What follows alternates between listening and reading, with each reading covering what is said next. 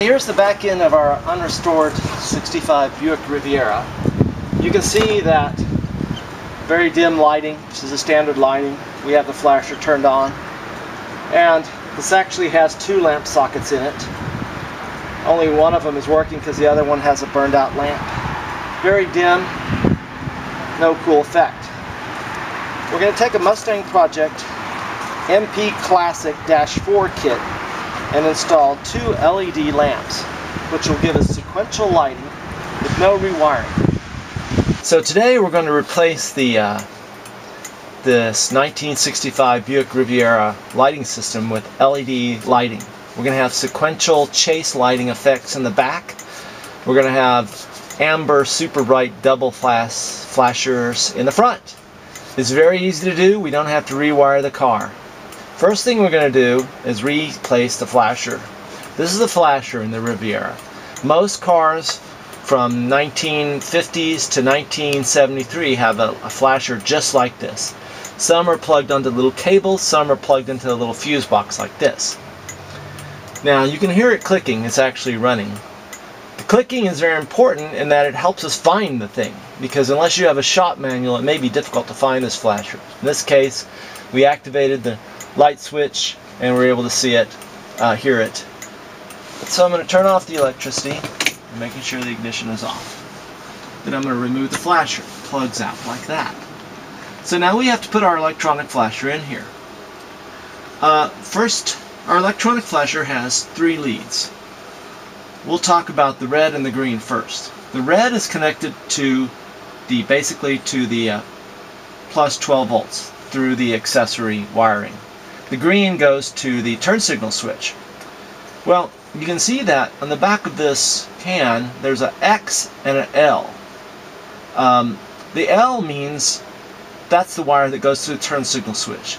The X means that's the wire that goes to the 12 volt supply. So if I look at this carefully, I can see that that would mean that the red would go here like this. Plugs right in because it's the same size, and the green would go here. Now another way I could verify that is by using something like a test light, and I can determine when the ignition is on which of the two terminals has 12 volts applied to it. And now the only other connection you have to make is a ground connection. We're just connecting it here temporarily. What we would do when we finish the installation is tuck this whole flasher up inside there and route a wire to one of the chassis bolts up underneath there. So now we've finished our installation and we're ready to test it out. So we haven't changed the incandescent lights in the back of the car yet, or the front, because this flasher, this electronic flasher that Mustang Project provides, will work with either incandescent or LED lamps.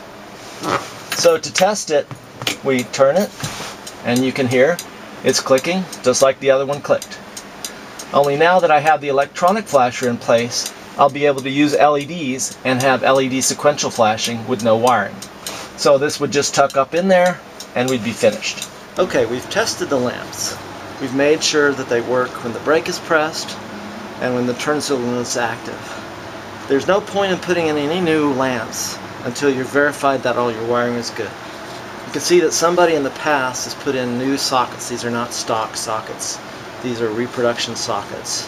It's very important that these sockets, the lights won't light up unless the socket is pushed into the housing, because there's no separate ground wire. See, there's a wire for the driving light and the wire for the turn signal, but no separate ground wire. The ground is connected with this metal tab touching the internal housing. So very simply all we do is remove the lamps. First we'll remove the innermost lamp, that is inner to the center of the car, and replace it with the LED module marked I for inner. Twist right in like that. Okay, it only goes in one way. Then remove the other lamp and replace it with the one marked O for outer. And again, it only goes in one way. There it is. Now we simply push the lamps back up into the housing and we're done. That's good. And here we have completed the installation, and you can see Even though on this old car we need to replace the lens because of a crack, we got cool chase sequential effect on a 1965 Buick Riviera and much brighter lights. Now I'm going to turn off the turn signal switch and press the brake to show you what it looks like.